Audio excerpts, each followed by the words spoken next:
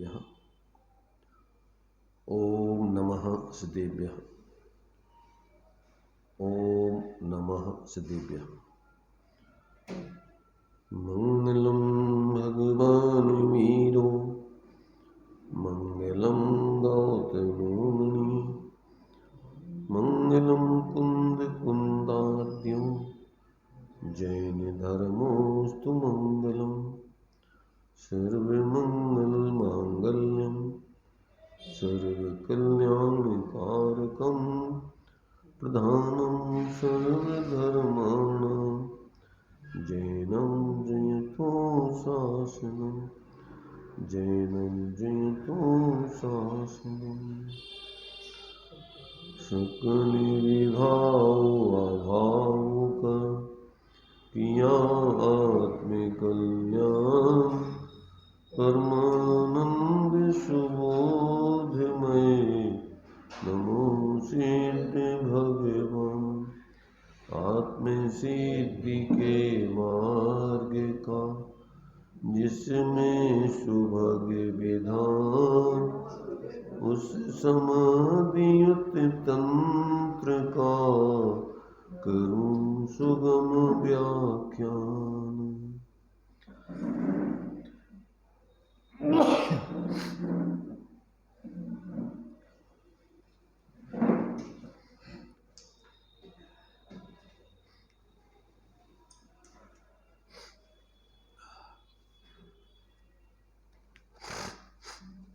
जुकाम हो रहा है?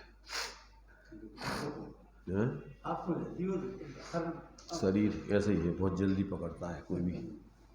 खांसी भी चल रही है। नहीं खांसी नहीं, चलिए एक दिन में यहाँ पर अपना विषय चल रहा है 108 पे निकाल दो। समाधि तंत्र अर्थात शांति का उपाय। इसमें 26 नंबर का श्लोक अपना चल रहा था। इसमें शिष्य की तरफ से शंका उपस्थित की गई है कि जिसको आत्मबोध हो जाता है, स्वसंवेदन ज्ञान प्रकट हो जाता है, उसको बाहर में किसी परद्रव्यों में, परजीव आदि में इष्ट अनिष्ट की कल्पनाएं, शत्रु मित्र आदि की कल्पनाएं समाप्त हो जाती है। तो यहाँ दूसरा प्रश्न शिष्य का ये था कि ठीक है, जिसको आत्मबोध हो जाता है, स्वसंवेदन ज्ञान प्रकट हो जाता है, उसका सभी के प्रति इष्ट अनिष्ट पने का भाव, अपने पराय पने का भाव और शत्रु मित्रता आदि के भाव समाप्त हो जाएं, परंतु जो लोक में अज्ञानी जगत है या लोक के जो जीव हैं, वे तो तुम्हारे प्रति शत्रु मित्रता आदि का भाव रखेंगे। तो आचार्य देव ने यहाँ समाधान दिया था कि नहीं, वो भी हमारे बारे में शत्रु मित्रता का भाव नहीं रख सकते। उसमें न्याय से सिद्ध किया था आचार्य देव ने हेतु दे करके कि हमारी सत्ता जो बाहर में दिख रही है वो तो है नहीं। हम तो जब तक हम अपने स्वरूप को नहीं जानते थे तो देह जीव को एक गिनते थे। अब हमारे लिए अंदर में अपने ज्ञान स्वरूप आत्मा का बोध हो गया है, तो हम अपनी सत्ता अमूर्तिक ही देखते हैं, ज्ञान स्वरूप ही देखते हैं, उस रूप ही अनुभव करते हैं। अब हम अपने को शरीर आदि रूप अनुभव करते ही नहीं। और जो लोक में अज्ञानी जगत है वो तो शरीर को ही हमारा स्वरूप जानता है और हम वो है नहीं। तो फिर जो बाहर में वो इष्ट अनिष्ट की कल्पना करेगा, यार मित्रता और शत्रुता का भाव रखेगा, वो तो बाहर में शरीर आदि से रखेगा, हमें तो वो पहचानेंगे नहीं, हमसे तो वो कर ही नहीं सकता शत्रु मित्रता। और जो कदाचित कोई ज्ञानी जीव होंगे तो वे अपने को ज्ञान स्वरूप अनुभव करते होंगे और हमें भी ज्ञान स्वरूप अनुभव करेंगे, तो वो भी शत्रु मित्रता का भाव नहीं रख सकते हम। इसलिए अन्य जीव भी हमसे कोई शत्रु मित्रता का भाव रख ही नहीं सकते। ये ज्ञानियों के जीवन में इस प्रकार का चिंतन चलता है, इस प्रकार का जीवन चलता है।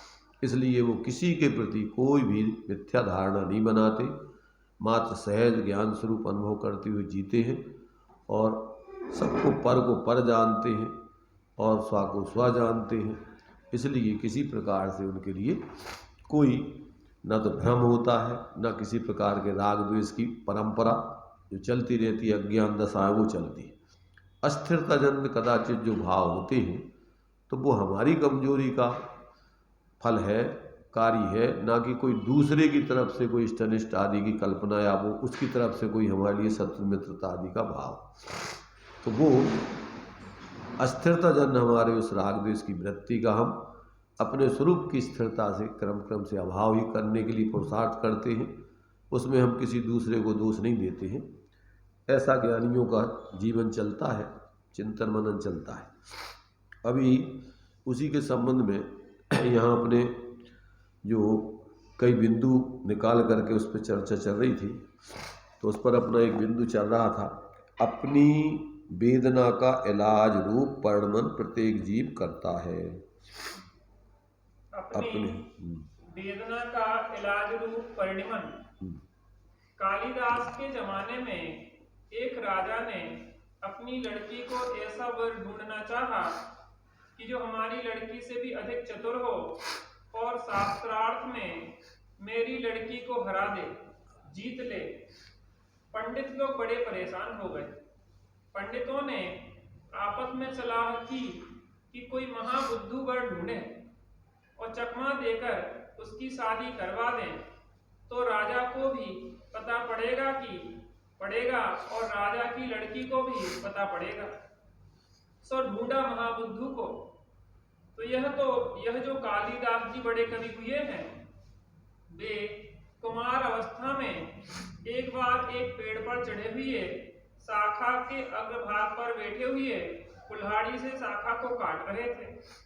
अब बतलाओ कि वह शाखा कटेगी तो वह गिरेगा कि नहीं? वह तो गिर ही जाएगा। तो जो पंडितों ने ऐसा हाल देखा तो सोचा कि इससे अधिक बुद्धू और कौन मिलेगा। सो उसे पकड़ कर चले। कहा कि तुम्हारी शादी राजपुत्री से कराएंगे, पर एक बात है कि तुम मौन रहना, बोलना कुछ नहीं, और तुम्हें कुछ बताना हो तो हाथ के इशारे से करना। उसे मौन व्रत दिला दिया। देखिए यहाँ पर विषय चल रहा है अपना, प्रत्येक जीव प्रत्येक द्रव अपना अपना परिणमन करता है, कोई किसी का परिणमन नहीं करता। ऐसा अपने लिए अपन पढ़ते हैं, ज्ञान भाव ज्ञानी करे, अज्ञानी अज्ञान, और पर भाव पर करे, यह निश्चय से जान। ज्ञानी के सारे भाव ज्ञानमय होते हैं, अज्ञानी के सारे भाव अज्ञानमय होते हैं, और परद्रव्यों के परिणाम उनके परद्रव्यमय होते हैं। तो यहाँ अज्ञानियों के जीवन में जो स्थिति चलती है, तो उसका एक दृष्टांत दिया इन्होंने कि कालिदास के समय, मैंने जो तुम्हारे से कालिदास थे उस समय में, जो एक वहाँ के राजा थे, उन राजा ने समय राजकुमारियों के विवाह स्वयंवर आदि होते थे, तो उसने प्रतिज्ञा की कि हमारे लिए हम उसी से शादी करेंगे कि जो हमारे लिए शास्त्रार्थ में पराजित कर देगा, हमें जीत लेगा, ऐसे पति को ही हम स्वीकार करेंगे। अब चूंकि विद्वानों ने बहुत प्रयत्न किया, विद्वान उससे पराजित हो गए, तो सब विद्वानों ने मिलकर सोचा कि वो पर उसको मजा चखाएं, अपना अपमान का बदला लें। कसाई जीवों को बहुत जल्दी जो है मान सम्मान का सवाल आ जाता है, प्रेस्टीज पॉइंट बना लेते वो अपनी कसाई का झूठा। तो सोचा कि अब हमारी बेइज्जती इसने कर दी तो अपन इसकी बेइज्जती करेंगे। तो निर्णय करके मूर्ख व्यक्ति को ढूंढने की तलाश में अब वो निकले।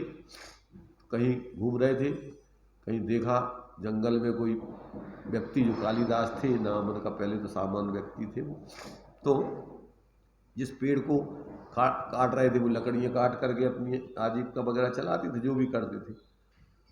तो उन्होंने देखा कि वो आगे की डाल पर वो बैठा है और पीछे से वो काट रहा है ना, ये सबसे ज़्यादा समझदार आदमी है, इससे अपन उसकी शादी करा देंगे।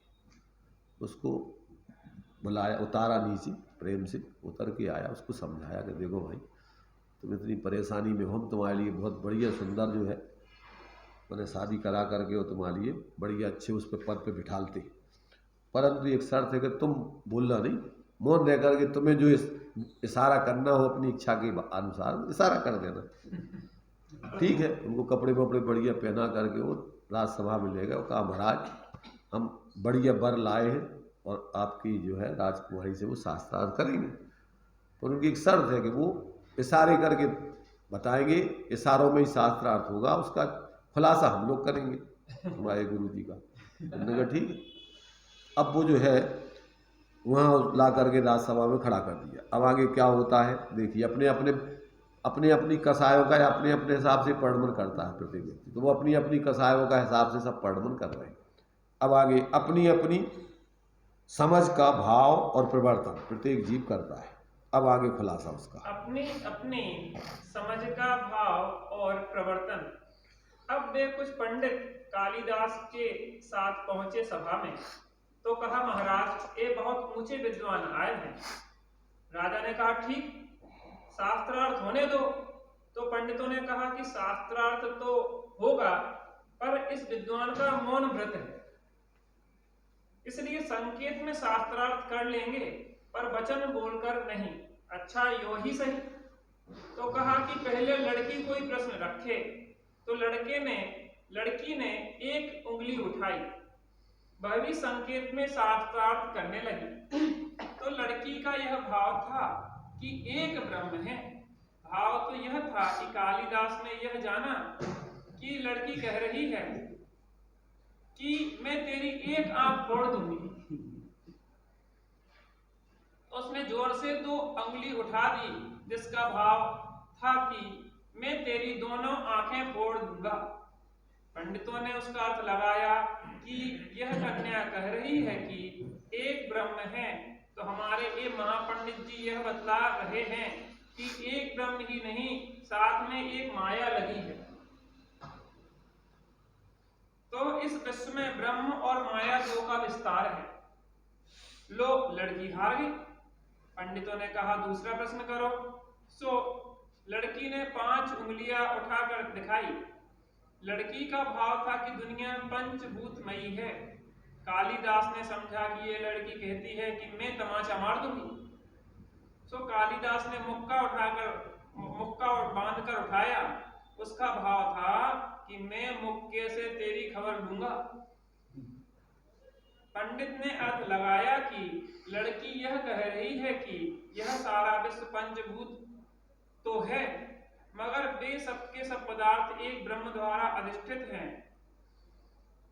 पंडित ने अर्थ लगाया कि लड़की कह रही है कि यह सारा विश्व पंचभूत तो है, मगर वे सबके सब एक पदार्थ एक ब्रह्म द्वारा अधिष्ठित है। लो लड़की हार गई। विवाद हो गया। फिर आगे की कथा ऐसी अच्छी है कि कैसे कालिदास का बोध हुआ और वे पंडित बने। वहां प्रयोजन यह बताने का है कि सब अपने अपने भावों के अनुसार परिणम रहे हैं और अपनी योग्यता अनुसार भाव समझ रहे। यहाँ अपन को कौन क्या कह रहा है उसके कहने उसके अनुसार समझ लें तो सबका कल्याण ही हो जाए। भगवान जिनेंद्र जो आपको उपदेश दे रहे, ज्ञानी गुरुजन उपदेश दे रहे, जिनवाणी आपको जो वस्तु स्वरूप समझा रही, वो तो व्यक्ति समझता नहीं, अपने अपनी हिसाब से कल्पनाएं करता है। इतने मतांतर सब यही सब अपने ही कल्पनाओं से तो बने। अब वो जो है दृष्टांत तो इन्होंने वो कालिदास का वो दे करके अपन मैंने सभी जीवों की मूर्खता या सभी जीवों की अपनी अपनी कल्पनाओं को सिद्ध किया है कि जिस समय जब वो शास्त्रार्थ करने के लिए सभा लगी और जब राजकुमारी ने जो उनने अध्ययन किया था उस हिसाब से कहा एको ब्रह्म द्वितीयो नास्ति, इस विश्व में एक ब्रह्म ही है, दूसरा कुछ नहीं है। तो इनको जो है इनका तो अर्थ अलग ही निकाले उनने उंगली एक उठाई, इशारे में शास्त्रार्थ होना था, तो उनने सोचा कि ये कह रहे कि हम तुम्हारी एक आंख फोड़ देंगे। अब मूर्ख तो मूर्ख अज्ञानी अज्ञान भाव से सोचता है। तो विद्वान होते, वो अर्थ का अर्थ निकाल लें, वो अपने अर्थ निकालेंगे। उन्होंने कहा देखो राजकुमारी कह रही है कि एक ब्रह्म होता है दुनिया में और कुछ नहीं है, और हमारे जो है ये गुरुजी बोल रहे हैं कि एक ब्रह्म तो है, पर एक क्या है, माया का मतलब होता है आत्मा ज्ञान स्वरूप होने पर भी अनादिकाल से उसको मिथ्यात्वादी कसायों के काल्पनिक भाव चल रहे हैं। माया माने कोई माया ऐसी कोई माया नहीं समझनी, माया माने मिथ्या कल्पना।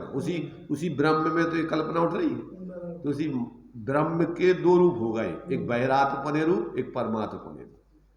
तो वो ये कह रहे हैं कि भैया ब्रह्म स्वरूप तो है प्रत्येक आत्मा, परंतु उसमें दो भेद हो जाते हैं, एक बहिरात्मा और एक परमात्मा।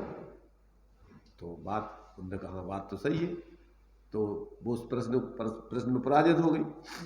और प्रश्न करो। उन्होंने दूसरा प्रश्न किया, पंचभूत मिल बना शरीर है, जो पंचभूत मिल करके शरीर बनता है। तो वो कहते भैया बिना ब्रह्म के, बिना आत्मा के अधिष्ठान के पंचभूत नहीं मिल सकते।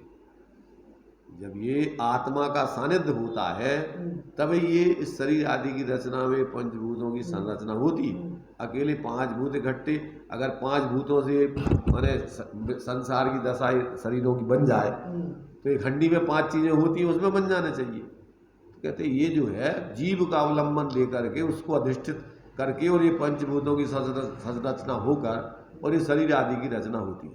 पंचभूत हाँ, उनके वो पंचभूत पृथ्वी जल अग्नि वायु वनस्पति रूप में। तो इस प्रकार से वो बात भी उनकी जो है खंडित करके उस प्रश्न का यानी समाधान दे दिया। और फिर प्रश्नोत्तर में मैंने एक प्रकार से ये जो है इन्होंने उसको उस राजकुमारी को पराजित करवा दिया और उससे शादी कर दी। शादी कर दी जब वो तो मूर्ख थे। बाद में जब वो आता ही है कालिदास ने उसने जो है तुम्हारे से जब इसको उलाह ना दिया कि अरे तुम क्या है ऐसे मूर्ख हो, तो बाद में फिर उसने काली की बताते हैं, काली के मंदिर में जाके उपासना करके प्रतिज्ञा की कि जब तक हम विद्वान नहीं हो जाएंगे समझदार पढ़ करके तब तक हम अब घर नहीं जाएंगे। और फिर ये स्थिति बनी कि वो कालिदास उस समय के विद्वानों में कालिदास जैसा कोई हुआ नहीं। मतलब ये है कि प्रत्येक व्यक्ति अगर ठान ले तो वो मूर्खता से अपनी मूर्खता छोड़ करके विद्वान भी बन सकता है, समझदार भी बन सकता है। तो यहाँ पर प्रत्येक जीव अपनी अपनी ही बुद्धि से निर्णय करता है, अपनी अपनी भावों से जीता है और अपने अपने भावों का फल भोगता है। इसलिए यहाँ पर अपने लिए बता रहे कि जब तक जीव जो भी जीव है अज्ञानी जीव अज्ञान भाव से वस्तु तत्व का विचार करके मूर्खता के विचार करता रहता है, ज्ञानी ज्ञानपूर्वक अपने को ज्ञान स्वरूप मान करके सब पदार्थों को जैसे वैसे जानकर आनंद से ज्ञानपूर्वक जीता है। तो ऐसा जो है यहाँ पर तो ज्ञानी को पर पदार्थों में न तो स्टैंडर्ड की कल्पना होती है, न पर जीवों में शत्रु मित्रता का भाव होता है। वो पर को पर जानते हैं, अजीबों को अजीब जानते हैं, स्वा को स्वारूप जान के अनुभव करते हैं। इसलिए उनके जीवन में शांति रहती है, अशांति नहीं होती। ये बात यहाँ सिद्ध की है।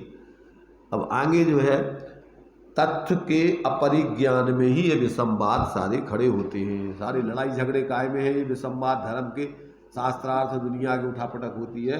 तो कहते तत्व का सही ज्ञान नहीं होने से सारे झगड़े खड़े हुए हैं। जितने मतांतर हैं, जितने आपस में लड़ाई झगड़े हैं धर्म के नाम पर, ये सब तत्व के अपरिज्ञान से, मूर्खता का झगड़ा है, वस्तु स्वरूप का कोई झगड़ा नहीं, अज्ञानता का झगड़ा है।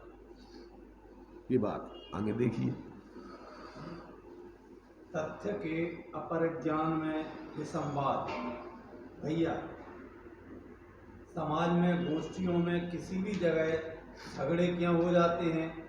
कहने वाले कहते हैं किसी दृष्टि से और सुनने वाले सुनते हैं अपनी जुदा दृष्टि से, तो वहाँ विवाद होना संभव ही है। कोशिश यह होनी चाहिए कि हम कहने वाले के दृष्टिकोण को परख कर अपने आप का भी आशय उसी दृष्टि का बनाएं। उसकी बात समझने के लिए तो उसका हृदय हम समझ सकते हैं। यदि वह कहता है अपनी दृष्टि से और हम सुनेंगे अपनी दृष्टि से, तो वहाँ विवाद हो जाएगा।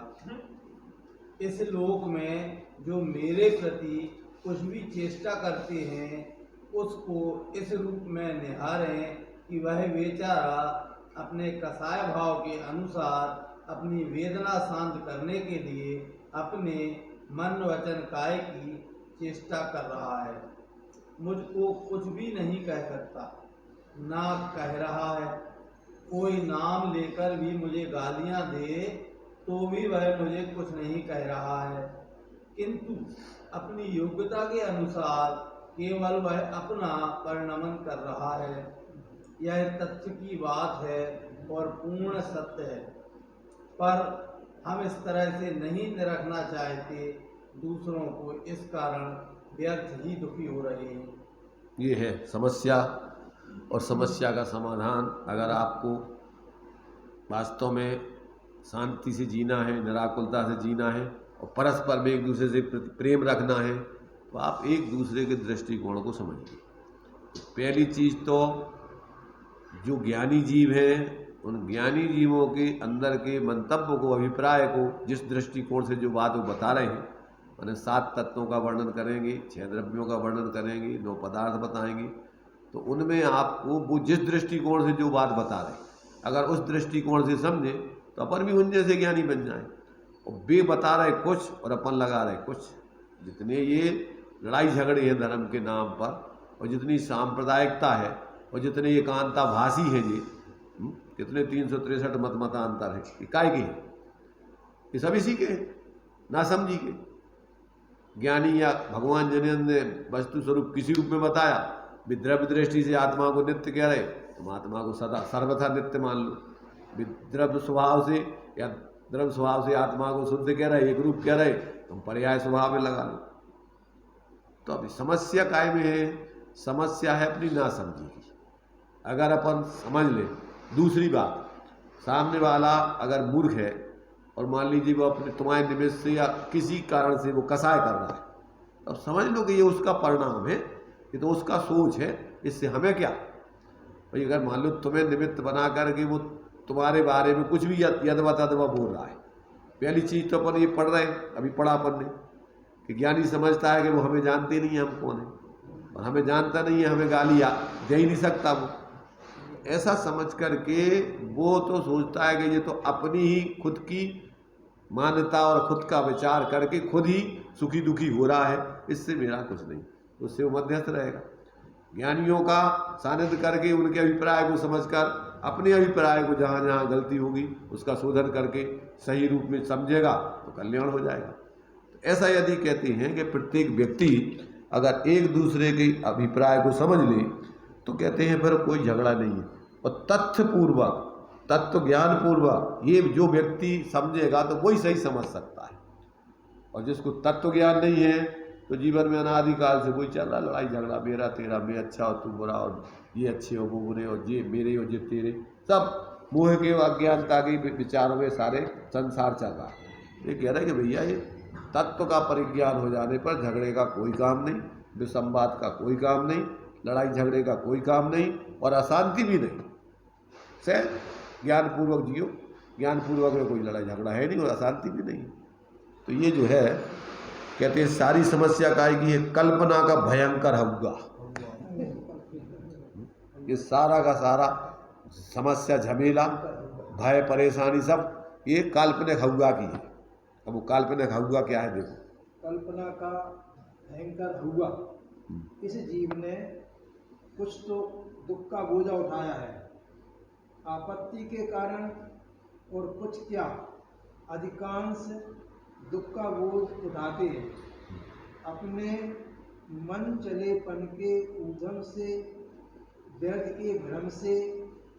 अपने 24 घंटे के जीवन में ही देख लो, लोग किस किस बात पर दुख मानते हैं, और वे बातें सचमुच में आपत्ति रूप में या व्यर्थ में इसकी कल्पना बनाकर एक हुआ खड़ा किया है। हुआ जानते हो किसे कहते हैं? क्या किसी ने हुआ देखा है? कैसा होता है? अरे उस माँ को भी इसका पता ना होगा कि वह हुआ कैसा होता है। जो माँ अपने बच्चे को हुआ से डरवाती है क्या वह माँ बता सकती है कि हुआ क्या खाया करता है? अरे उस हुआ को क्या बताया जाए, है कुछ नहीं, पर कल्पना में एक हुआ बना रखा है। ऐसे ही हमारे जीवन में जो रात दिन संकट आते हैं, वे संकट हुआ की तरह कल्पना में कुछ सोचने से आ जाते हैं।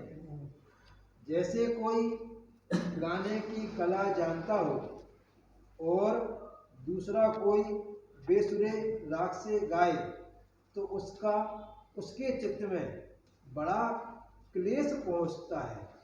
कोई शुद्ध संस्कृत का पाठी हो और कोई मंदिर में आकर अशुद्ध संस्कृत या भक्तामर काव्य बोलने लगे तो उसको सुनकर ठेस पहुंचती है। खैर, यह तो गलत बात देखकर ठेस पहुंची, पर किसी को तो सही बात देखकर भी ठेस पहुंचती है। चोरों को उजाला देखकर ठेस पहुंचती है। कोई साहूकार जग रहा हो तो उस चोर को रुसाता है। और कितनी ही बातें तो ऐसी जबरदस्त बना लेते हैं कि जिनको ना सोचे तो क्या हर्ज था, पर सोचे बिना रह नहीं सकते। दो स्थितियां बतला रही है। देखो, ये कह रहे हैं काल्पनिक हुआ। काल्पनिक हुआ माने मिथ्यात्व, झूठा, वस्तु स्वरूप से विपरीत, कुछ है नहीं, जैसे हुआ नाम की कोई चीज नहीं है। ऐसे ही मिथ्यात्व किसी वस्तु स्वरूप गत नहीं है, काल्पनिक है पूरा। जैसे मान लीजिए देह जीव को एक गिनना, तो देह जीव एक है ही नहीं, तो एक काल्पनिक हुआ है तुम्हारा खड़ा किया, और इससे पूरा अनादिकाल से तुम भटक रहे, परेशानी झगड़ा। तो ये जो है, ऐसे ही यहाँ कह रहे हैं कि एक तो आपत्तिजनक समस्या होती है और एक काल्पनिक झूठी समस्या खड़ी की जाती है। तो एक आपत्तिजनक में दृष्टांत दिया, जैसे कोई संस्कृत जानता है और संस्कृत में कोई भक्तांबर स्तोत्र पढ़ रहा हो, गलत उच्चारण कर रहा हो, तो उसको बड़ी तकलीफ होती है। काय की तकलीफ हुई है तुम्हें? अच्छा, असत्य है तो किसके लिए? तेरे लिए है कि उसके लिए है? उसका परिणाम वो भोगेगा कि तुम भोगेगा? तुझे क्या समस्या आ गई भाई? प्रत्येक जीव स्वतंत्र है करने भोगने के लिए, तो वो गलत पढ़ रहा है। अब मान लो पूजा पढ़ते पढ़ते कोई कह रहा है कि राग सहज जग में रुले मिले सरागी दे, बीत राग मेटो अबे भेटो राग कुटे। अब तुम्हें क्या समस्या है? नहीं, बीत राग मेटो अबे भेटो राग कुटे, तो उल्टो पूजा कुछ समझते नहीं है। वो तो उल्टो जीवन जी रहा है। तो तुम देख लो, कोई पागल है या तो बता दो बकराव है। आचार्यों ने मिथ्या दृष्टि को पागल ही कहा ना। सत असत अविशेषात यद्दक्षुपलब्धिरुन्मत्वत्। तो अब वो पागल तो पागलों जैसी क्रिया करेगा। तो मिथ्या दृष्टि तो अपने मन में जो जैसा है तो वैसे ही तो सोचेगा। तब तुम जान लो कि भैया ये आदमी बेचारा नासमझ है। अब नासमझ है तो ऐसे ही तो बोलेगा नासमझ। तो अपन क्या करना, अगर पात्र हो, अगर वो सुनना समझना चाहे, गलती सुधारना चाहे, तो कदाचित बता दो। और अगर मान लो कि उसको सुधारनी नहीं है, तो तुम्हें क्या तकलीफ है? उसे जान लो, बस अपना काम करो। तुम भाई वो जो कर रहा है तो उसका भी नासमझी से कर रहा है, उसका फल भी नासमझी का आएगा उसको। भाई अगर भावपूर्वक समझ करके पढ़ोगे पूजा, स्तोत्र जो भी है, तो उससे तुम्हारे परिणाम में विशुद्धि आएगी। विशुद्धि आएगी, शुद्धि तो तुम्हारे लिए अंदर में स्वरूप निर्विकल्प होने से आएगी। तो वो भी पुण्य का बंध होगा। और कदाचित सुनो, ऐसा भी हो सकता है, कदाचित व्यक्ति शब्दों में कुछ भी बोल रहा हो, पर भाव उसका भगवान के सामने वीतरागता पाने का चल रहा है, उसको तो पुण्य का बंध होगा। और तुम दुर्भाव कर रहे हो तो तुम्हें पाप का बंध होगा। क्या? जैसे मान लीजिए कभी कोई बिना पढ़ी लिखी माताएं किसी बच्चे को बुला रही, नाम किसी बच्चे का ले रही हैं, और उनके अभिप्राय में तो उसी बच्चे को बुलाना है, और वे बच्चे समझते भी, हंसते नहीं है कि हमारी मम्मी कैसी पागल है। होता है ऐसा? ऐसे समझदार व्यक्ति ना समझों के ऊपर हंसते नहीं है। विस्तृत, जो ने भी कहा था ना, आड़म ताड़म कर जो भी मतलब वो समझते हैं कि भैया इसकी भावना अच्छी है और ये मंद कसाय जन है, भगवान के पास आया है, भले नहीं समझ रहा है परंतु इसके भाव अच्छे हैं, तो उसको उसको पाप का बंध नहीं होगा। और तुम उसके बारे में दुर्भाव कर रहे हो, मूर्ख सिद्ध कर रहे हो, आपस में लड़न झगड़न लगो, तू मत बोला कर, मंदिर मत आया कर, कुछ भी कहने लग जाओ, तो क्या होगा कि तुम जरूर पाप बंद कर रहे हो, तुम्हें जरूर जो है शब्द ज्ञान को मैंने शब्द मिलिच बन गए तुम। उसकी भावना, उसकी पवित्रता और उसकी निर्मलता या उसकी एक प्रकार से बाल बुद्धिपना नहीं समझ आता। बच्चे जो है बाल बुद्धि में कुछ भी करते हैं तो बड़ों को बुरा नहीं लगता है, बालक तो ही है, समझ जाएगा धीरे धीरे, प्रेम से समझ। भाव याद है, चलो ये तो शुद्ध पढ़, इस पे अशुद्ध पढ़ रहा है, ये लेकर भी तो अशुद्ध पढ़ रहा है, वो बेइज्जती अपना मान रहा, शुद्ध पढ़ रहा है, तुम कह रहे हो वो लड़ भी तैयार है, मंदिर में तुम्हें उठा पटक कर दे, तुम्हारा सिर मार दे, क्या करोगे? देखा है हमने, समझ रहे ना कि अगर तुमने किसी को समझाने का प्रयत्न किया तो वो तीव्र कसाय पैदा करके वो कहता तुम अब आज तो बता दो, तुमने हमारी बेइज्जती कर रहे मंदिर में, बड़े समझदार हो तुम। ऐसे भाव कर लगे। इतनी बुद्धि होना चाहिए कि इको समझाए में अपन को, ऐसा तो नहीं है सीख बाको दीजिए जाको सीख सुहाए और सीख न दीजिए बानरा घर बजा को जाए। उस दिन हमारे एक वाक्य हुआ है, पूजन कर रहे थे, एक इंच टेबल वर्षा लग गई थी, तो भैया इतनी गुस्सा। अरे हमने तो यहाँ तक देखा, सही बता रहे हैं, बीना के मंदिर में, इटावा के मंदिर में पुजारी ने डेली जो है जैसे द्रव लगाता है, थाली लगा देता है, जैसे तो मंदिरों में खुद अपनी द्रव लगाना चाहिए, खुद धोने चाहिए, आज नौकर लगा दे मंदिरों में। बेचारे नौकर तो नौकर है, मजबूरी जन है, उन्हें द्रव लगाई। मान लीजिए 5 फल लगते हैं, जो भी द्रव लगते हैं वो सेठ जी को उन्हें लगा के था। अब कोई आगा बीच में तो उन्हें एक फल उठा के मुँह में से दे दो कि अब चलो ये तनक चाने द्रव चढ़ाऊ ने पुंज, तो वही में से दे दो। अब सेठ जी आए, वेदी के सामने खड़े हुए, उनकी थाली लेके जाके दई, और उन्होंने अपनो द्रव को उगाड़ के देखा और देख करके जो है उन्होंने कहा आज जो है इसने फल कम लगाया है।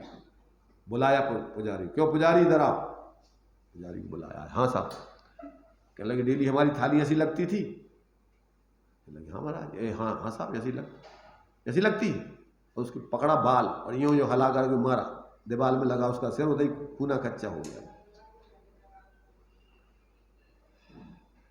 ऐसी लगती है, 5 फल लगा देते, आज 4 क्यों लगे? और तो लोगों ने कहा कि तुमने ये क्या किया, आगे तुमने मंदिर में कितना पाप किया, कल से मंदिर नहीं आएंगे। हाँ नहीं आओगे मंदिर, तो किसके ऊपर थराई कर रहे थे तुम मंदिर में आगे? जो तीव्र क्रोध आया तो उसमें वो एक भाव निमित्त हो रहा, बताओ उसमें विवेक चाहिए। वो अधिक भाव निमित्त नहीं है, तुम्हारी मूर्खता निमित्त है उसमें, कि तुम इतने द्रव्य चढ़ावे आए थे कि कसाय छोड़वे आए थे। पूजा काय के लाने अपन पढ़ते हैं, द्रव्यस्य शुद्धि मदिगम्य यथान रूपम भावस्य शुद्धि मदि काम अधिगंतु काम आलम्बनानि विविधान्य बलम्य बलगन भूतार्थ यज्ञ पुरुषस्य करोमि यज्ञम। तो काय के लाने तुम द्रव्य चढ़ा रहे, लड़वे झगड़वे के लाने, कि भावों की शुद्धि के लाने, तो द्रव्य में का रखो है विवेक रखने के, अपन को द्रव्य के निमित्त से प्रयोजन अपनो दुकानदारी कर रहे काय के लाने आमदनी को, और तुम्हें ऐसा नहीं करी क्योंकि मैं अपनी पूंजी तोड़ लूँ, तो तुम्हारा जो शांत परिणाम है वो निमित्त द्रव्य के निमित्त से बिगाड़ लो। अरे द्रव्य शुद्धि तो तुम्हारी यथा योग्य जितनी हो सकती कर लो, और उनके संग जो भी दो, कि अगर कदाचित शरीर आदि की शुद्धि नहीं करने की व्यवस्था हो तो अपवित्रो वा सुस्थितोपि दिष्टितोपि वा ध्यायेत पंच नमस्कारम सर्व पापाय प्रमुच्यते। चाहे पवित्र हो चाहे अपवित्र हो, चाहे सुस्थित हो चाहे दुस्थित हो, पर आप भगवान का विचार, पंच परमेश्वर जी का स्वरूप विचारने का पर सब तुम्हारी शुद्धि हो जाएगी। तो सब तेलुगु शास्त्रों में कि बाहर में कदाचित तुम मान लो ऐसी स्थिति बन गई कि तुम्हारा शरीर बिल्कुल अब अशुद्ध ही रहता है, तो क्या करने, अब भाव नहीं सुधारने के, भैया हम तो अशुद्ध है, अब शुद्ध भाव नहीं करने हमें। अरे शरीर तो अशुचौ काये रत्नत्रय पवित्रते निर्जुगुप्सा गुण प्रीति मता निर्विचिकित्सिता। तन स्वभाव से ही अशुचि है, रत्नत्रय संग पूज्य कहा, घृणा त्याग गुण प्रीति करे जो निर्विचिकित्सा उसे कहा।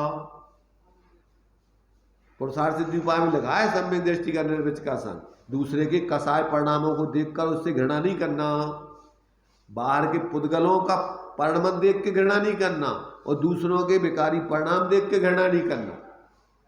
ये सम्यक दृष्टि का निर्विच का संग है। कछु होश है? तो किसी को समझाने का भाव क्यों आता है? मूर्खता से। अपनी मूर्ति। हाँ, या तो देखो, या तो आता है राग बसात, निचली भूमिका में अपन को अनुराग बस, और ये आता है कर्तृत्व बुद्धि से, मूर्खता में।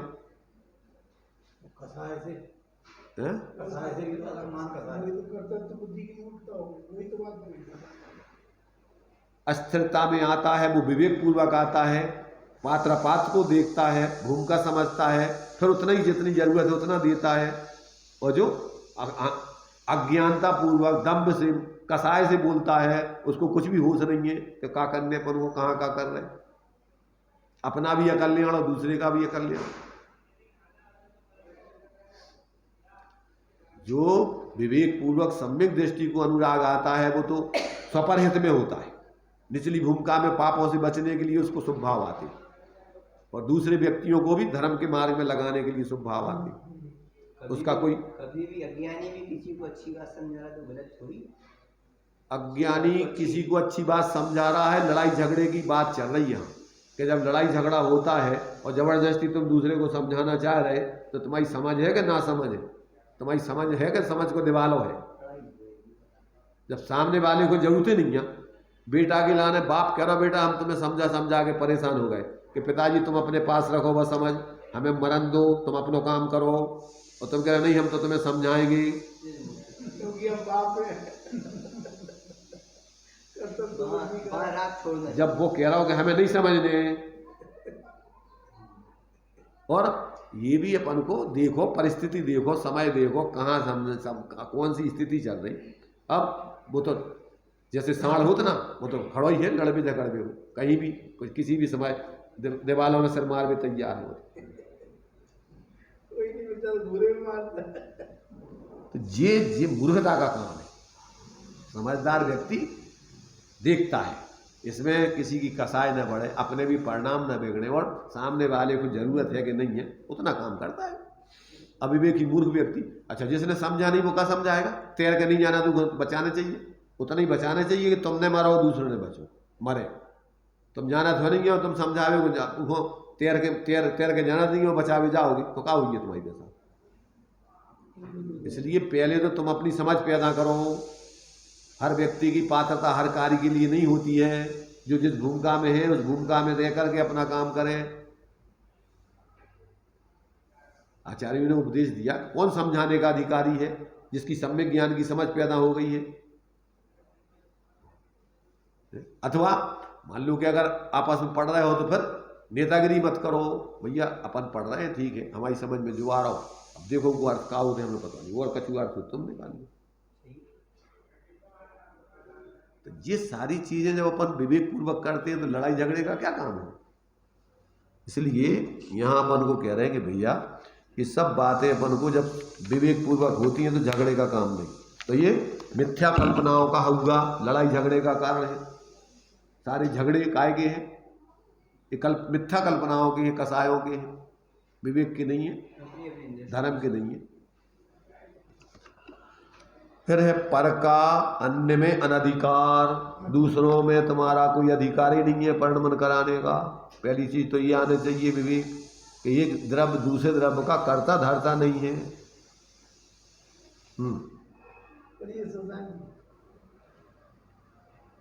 पर का अन्य में अनधिकार, पर का अन्य में अनधिकार, तनक जोर से। यह सारा जगत मेरा कुछ नहीं कर रहा है, वह अपनी वेदना को शांत करने के लिए अपने अनुकूल अपना परिणमन कर रहा है। मेरे में परिणमन का कोई संबंध नहीं, उसे मैं साधक बाधक जानकर अपनी ही ओर से अपनी ही कल्पना में शत्रु और मित्र बना लेता हूँ। किसे बनाए मित्र? गुजारा करना और बात है, चाहे वह घर का गुजारा हो, जीवन का गुजारा हो, धर्म पालन का गुजारा हो। जिस गुजारे में वह साधक मालूम पड़ता है, भले ही उनसे कुछ नाता चलता है, किंतु किसे बनाए मित्र? कौन कह सकता है कि हम तुम्हारे साथी रहेंगे? रह जाए कोई साथी तो उसमें मेरा उदय कारण है। कौन कह सकता है कि घबराओ मत, हम तुम्हारे हैं, तुम्हारे मरने पर हम साथ चलेंगे। अरे जीवन में अभी तो साथ रह सकने का कोई दावा नहीं कर सकता। भले ही जीवन तक साथी रह जाए, पर दावा नहीं कर सकता कि हम तुम्हारे जीवन भर के साथी हैं। देखो ये वस्तु व्यवस्था है। पहली चीज तो वस्तु स्वतंत्रता का निर्णय होगा कि कोई किसी का साथी नहीं है, संगाती नहीं। प्रत्येक द्रव सिर्फ अपना अपना कर्ता धरता है, भोगता है, किसी दूसरे का कर्ता धरता भोगता नहीं। अब उदय अनुसार बाहर के जो संयोग बनते हैं, निमित्त बनते हैं, वे काकताली न्याय से बनते हैं। ये नहीं समझना कि कोई प्रतिज्ञा कर रहे हैं कि हम साथ जिएंगे साथ मरेंगे, तो कोई साथ जियोगे साथ मरोगे, उतई कहते ही कहते मर जाओगे, उतई तुम्हारी बोलती बंद हो जाए। इसलिए बिना कहे हुए तो भोग भूमि में साथ रहते हैं, साथ जन्म लेते हैं, साथ जीते हैं और साथ मरते हैं। और यहाँ प्रतिज्ञा करने वालों का कोई ठिकाना नहीं। जो इस प्रकार का कर्म बांध के आते हैं परस्पर प्रेम आदि से रहने का, तो उनको ऐसी जगह जन्म होता है कि दोनों संग ही पैदा होंगे, दोनों ही रहेंगे, दोनों जिएंगे जाएंगे। वो भी मोह का भाव है, क्योंकि पर के साथ रहने का भाव भी कोई अच्छी बात नहीं, समझ रहे ना। अपना ही साथ अपनी परिणति करें तो भगवान बन जाओगे, और दूसरों के साथ की अगर तुम जबरदस्ती का जो है इस प्रकार का भाव रखोगे तो इससे चतुर्गति के अलावा कुछ नहीं मिलने वाला। इसलिए यहाँ कहते भैया कि कदाचित ऐसा संयोग बन गया, कोई तुम्हारी इच्छा के अनुकूल परिणमन कर रहा है, ये भ्रम मत पालना के ये हमारा हितैषी बन गया। वो कब तुम्हारा विरोध में हो जाए, तुम्हारे पाप का उदय आए, वो ही तत्काल विरोधी बन जाएगा। इसलिए यहाँ ये समझना कि पर का अन्य में अधिकार परमार्थ से है नहीं। व्यवहार में अपन कदाचित भाव रखते हो तो व्यवहार ही समझना उसको, उसमें किसी प्रकार से एकत्व पूर्वक का भाव मत रखना। दूसरों के प्रति अच्छा भाव करने का, मतलब एक दूसरे का सहयोग करो, तो व्यवहार का ये विधान है। तो इस प्रकार से कहते हैं वायदों की स्वप्नता देखिए आप, जो कल्पना करके वायदे बनाते हैं जो एक दूसरे के, उनके देखिए। पढ़िए देवेंद्र भाई। वायदे की स्वप्न। अरे जिसने महावर पढ़ते समय स्त्री से वायदा किया था, साथ साथ वचनों से दोनों बंध गए थे, मोह हट जाने पर वह वायदा टूट जाता है, विरक्त हो जाता है, आत्मज्ञान के पथ पर चलने लगता है। कौन निभा सकता है वायदे को? यद्यपि विश्वास में ऐसा है कि हमारा अमुक आदमी से जीवन भर भी कोई मनमुटाव हो ही नहीं सकता, हम आपके साथ ही रहेंगे, और संभव है प्रायः कि जीवन भर मनमुटाव ना हो सके, किंतु वायदा कुछ नहीं किया जा सकता। हाँ वायदा कहो, बात दावा को, एक ही बात। दावा कुछ नहीं किया जा सकता। हाँ। क्या से क्या परिणति हो, श्री राम और सीता का एक दूसरे से क्या कम स्नेह था? पर राम क्या दावा कर सके कि सीता को कभी कष्ट में ना रखूंगा? अरे जरा सी धोबिन की बात सुनकर सीता को निकलवा दिया था, जंगल में छुड़वा दिया था। क्या कोई संभावना कर सकता था? उस समय की ऐसी भी बात हो सकती है। इस सारे जहान के समस्त जीव अपने अपने कसाय भाव के अनुसार अपनी योग्यता से परिणमन किया करते हैं। मेरा कोई मित्र नहीं, कोई शत्रु नहीं, कोई प्रिय नहीं, कोई विरोधी नहीं, ये सब अपने आप के स्वरूप में अपना परिणमन करते हैं। हाँ, ये वस्तु व्यवस्था जिसकी समझ में आ जाती है, वो साथ में रहने पर भी अंदर में ऐसी अपेक्षा नहीं रखता है कि ये हमारे साथ बने रहेंगे, ये हमारे साथ बने रहें, या हम इसके साथ बने रहेंगे। या बने रहें, ऐसा मोह भाव नहीं करता। तो अपन बोलते हैं व्यवहार में कि फैले प्रेम परस्पर जग में, पर मोह दूर पर रहा। तात्विक दृष्टि पूर्वक जीवों के प्रति एक उनके कल्याण आदि का भाव रखना, उनके प्रति प्रेम रखना, ये आपका शुभ भाव है। और अपने स्वार्थ साधने के लिए और स्वार्थ बुद्धि से, मोह भाव से एक दूसरे के साथ रहना, ये अलग चीज़ है। और एक दूसरे के प्रति ऐसी मिथ्या कल्पनाएं करते रहना, ये अपने लिए अकल्याणकारी है। ये वर्तमान में भी दुख का कारण है, आगे भी चतुर्गति का कारण है। इसलिए यहाँ पर जिसके लिए तत्व ज्ञान हो जाता है, वो ऐसा ना तो किसी से बंधन में बंधता है, ना किसी को बांधता है, स्वयं स्वतंत्रता से जीता है, दूसरों को भी स्वतंत्रता का ही वास्तव में बोध देता है, उनको प्रेरणा देता है कि भैया देखो, संसार में कोई किसी के साथ संगाती आज तक रहा नहीं, रहने की व्यवस्था नहीं, तुम भी स्वतंत्रता से जियो, परस्पर जितना हो सकता है एक दूसरे का प्रेम से सहयोग करो, पर पाप का उदय आ जाएगा तो वे ही तुम्हारे विरोध में एक क्षण में हो जाएंगे। समझ रहे हैं ना? मैंने धोबन के कहने से धोबन तो निमित्त बनी, रामचंद्र जी भी निमित्त बने। सीता ने तो ये सोचा कि ना तो धोबन ने हमें भगाया और ना रामचंद्र जी ने निकाला, हमारे लिए तो अपने कर्मों के उदय में निमित्त बड़ी परिस्थिति बनी। इसलिए हम विवेक जागृत रखकर अपन को ना रामचंद्र जी से, ना धोबन से, ना कर्मों से, कर्म बेचारे कौन भूल मेरी अधिकारी, अब अपन को उसमें गलती नहीं करना, विवेक जागृत करके ज्ञान पूर्वक भेद विज्ञान से जीना, ताकि पुराने बंधे हुए कर्म निर्जित हों, आगे के लिए बंधन खड़ा दें। ये विवेकी व्यक्ति की स्वतंत्रता का निर्णय है। इसलिए वो किसी प्रकार के मिथ्यावादे, संकल्प विकल्प, ऐसी प्रतिज्ञा आदि नहीं करता है और ना इस प्रकार के मोह में पड़ता है। ऐसा जो है यहाँ पर ऐसा सम्यक दृष्टि के, इसलिए कोई शत्रु नहीं, कोई मित्र नहीं, कोई इष्ट नहीं, कोई अनिष्ट नहीं, वो सब ज्ञाता बन करके जीता है। अब थलवाईगिरी का संकट, थलवाईगिरी का संकट भैया, यह बहुत बड़ा संकट है कि कोई मेरा विरोधी तो है नहीं, पर मैं अपनी कल्पना से दूसरों को विरोधी मान बैठता हूँ। यही सबसे बड़ा संकट है। अज्ञान अंधेरा है। कोई मेरा मित्र तो है नहीं, हो ही नहीं सकता। कोई अपने प्रदेशों से बाहर अपनी फरियाद फेंक कर मुझ में डाल ना देगा। कोई खुश हो रहा है तो वह पूरा का पूरा अकेले अपने आप में खुश हो रहा है। मेरे को खुश करता हुआ खुश नहीं हो रहा है। मैं खुश हो जाऊं, यह मेरे घर के विपरीत मेरे पड़मन की बात है, क्योंकि वस्तु का स्वरूप बताता ही नहीं है कि कोई दूसरे पुरुष को किसी रूप पड़मा दे। ज्ञान और क्या है, ऐसे ही स्वतंत्र स्वरूप की दृष्टि आ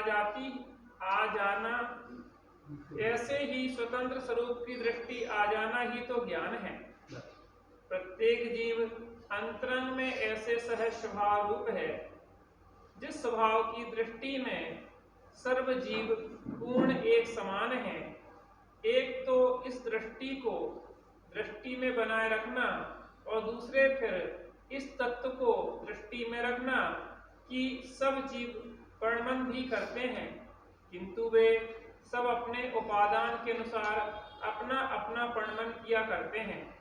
ये मेरा कुछ नहीं करते, एक अपने विभक्त पड़मन को निरखना, इन दो तथ्यों को अपनी दृष्टि में बनाए रखना सर्वोत्कृष्ट वैभव है, जिस वैभव के बल से यह जीव सर्व संकटों से उस काल में भी बाहर रहता है। देखिए, इसमें बहुत महत्वपूर्ण बिंदु अपन को दे रहे हैं ये सब, कि थलवाईगिरी का संकट जो है, मतलब क्या है। अपन कहते खाली दिमाग शैतान का घर, तो सम्यक दृष्टि का दिमाग तो ज्ञान से भरा हुआ है, लबालब, खाली तो उसका कभी होता ही नहीं है, फालतू सोचते ही नहीं है। अज्ञानी व्यक्ति क्या करता है कि वो सोचता है कि अब क्या करें, कुछ ना कुछ काम ढूंढता रहता है, अपने स्वरूप का बोध नहीं है उसको। अपन पढ़ते हैं, जड़ चेतन की सब परिणति प्रभु अपने अपने में होती है, अनुकूल कहूँ प्रतिकूल कहूँ यह झूठी मन की वृत्ति है। अनुकूल संयोगों में रागी होकर, मोही होकर संसार बढ़ाया है।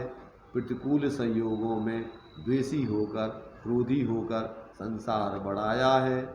संतप्त हृदय प्रभु चंदन सम शीतलता पाने आया हूँ। अब वही मैं कल्पनाएं करते रहते हूँ। अब ये कह रहे दो चीजें ध्यान में रखने लायक है, एक द्रव्य स्वभाव, एक पर्याय स्वभाव। द्रव्य स्वभाव से सब जीव एक समान हैं और द्रव्य स्वभाव से अपनी आत्मा को अंदर में अपने रूप अनुभव करके उसका आश्रय करना, और पर्याय स्वभाव में प्रत्येक जीव अपना अपना स्वतंत्र परिणमन करते हैं। तो द्रव्य दृष्टि से सबके प्रति मित्रता का भाव रखना कि भैया सब एक समान है। पर्याय दृष्टि में विवेक रखना, बहिरात्मा अंतरात्मा परमात्मा होते हैं। तो जो बहिरात्मा हो, तीव्र कसाई हो, विपरीत कसाय वाले हो, तो माध्यस्थ भावम विपरीत वृत्तौ, और पाप के उदय में दुखी हो तो करुणा का भाव रख करके उनके दुख को दूर करने की प्रति भावना या प्रयत्न रखना, या फिर समझ लेना कि भैया पाप का उदय है, वैसे तो दुख दूर, उसका पाप का उदय जब तक रहेगा जब तक कोई कर नहीं पाता, पर अपने हृदय में तो उसके प्रति हो सके कि भैया इसका पाप का उदय दूर हो और ये सहज धर्ममय जीवन जिए। और जो धर्म के मार्ग में अपने से बड़े चढ़े हुए हैं उनके प्रति देख करके गुणी जनों को देख हृदय में उसके प्रेम बढ़ावे, बने जहाँ तक उनकी सेवा, उनका सानिध्य करके अपना जीवन सफल बनावे। तो ये दो तरीके से व्यक्ति को अगर विवेक है तो कहीं लड़ाई झगड़े का कोई काम नहीं, कोई उठापटक का काम नहीं। आनंद में तुम जियोगे और आनंद में ही जो भी सानिध्य में रहेगा उसको भी वही कला सिखाओगे। तो ये यहाँ पर अपन को कि ठलवाईगिरी छोड़ो और ज्ञान जागृत करके बढ़िया आनंद से अपना स्वयं जीवन जियो और दूसरे व्यक्तियों को भी आनंद जीवन जीने में निमित्त बनो, या उनको बराबर उसी प्रकार से व्यवहार करो जो आपके लिए। पर्याय दृष्टि से देखो कि भैया प्रत्येक द्रव अपने अपने में परिणति कर रहा है, कोई किसी को दे ले नहीं सकता है। तो तुम कल्पना मत करो कि इनने हमारे संग ऐसा कर दो, इनने हमारा अपमान कर दो, इनने फलाना कर दो, कुछ नहीं कर सकता कोई। सब अपने अपने में जो कुछ करते हैं अपने ही अपना करते हैं। कसाय कर रहे तो अपनी, विवेक से जी रहे तो अपना।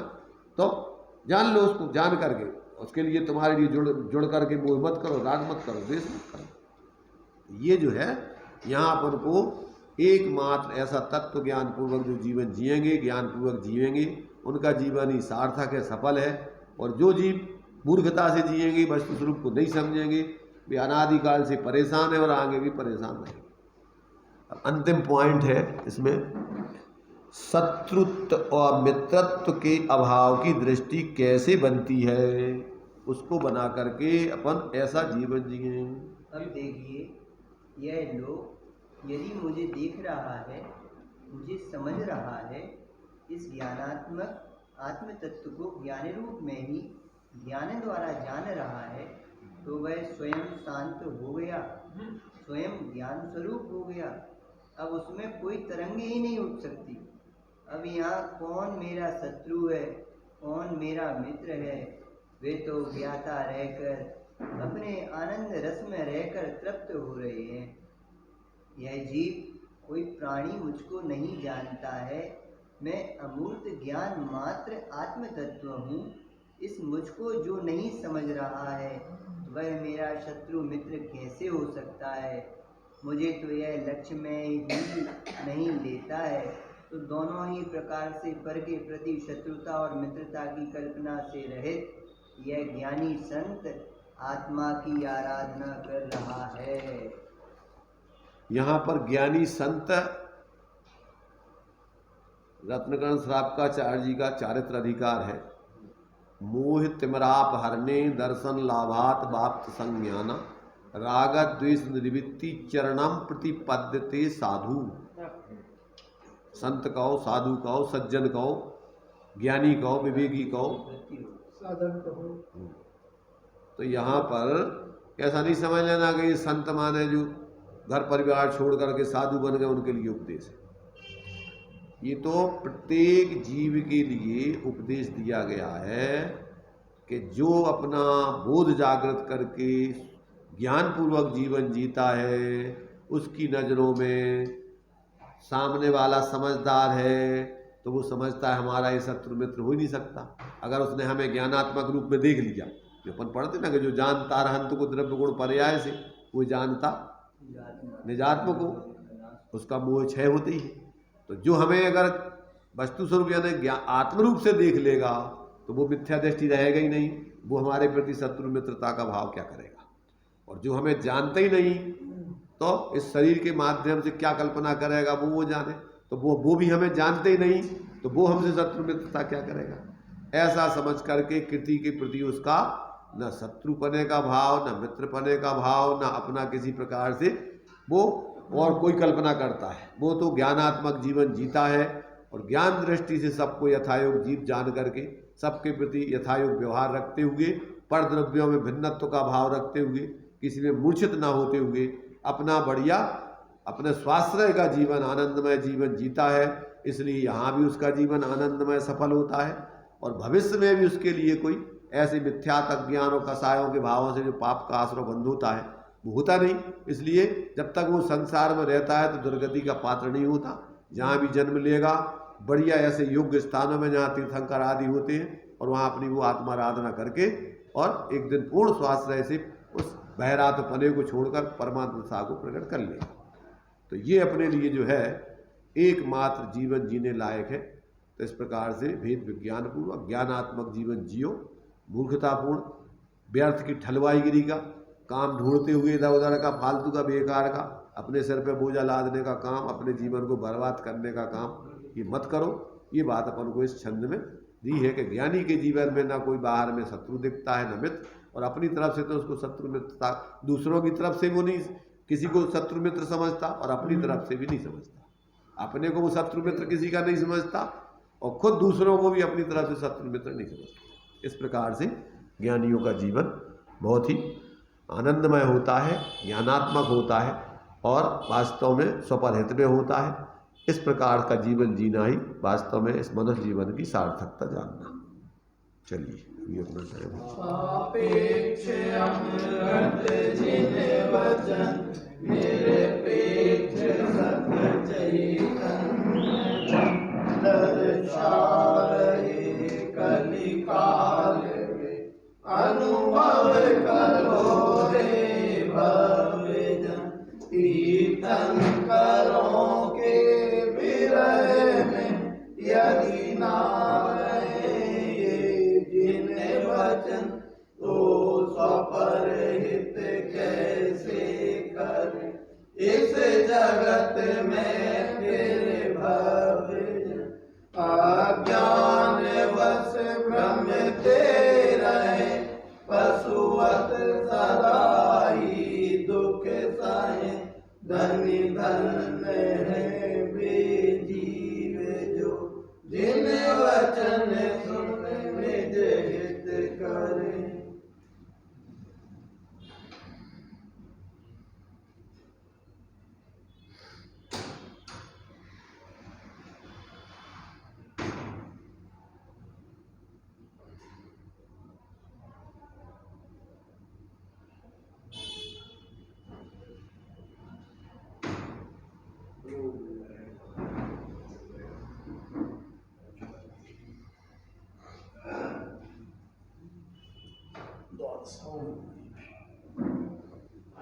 द्वादशांग वाणी माता की जय हो।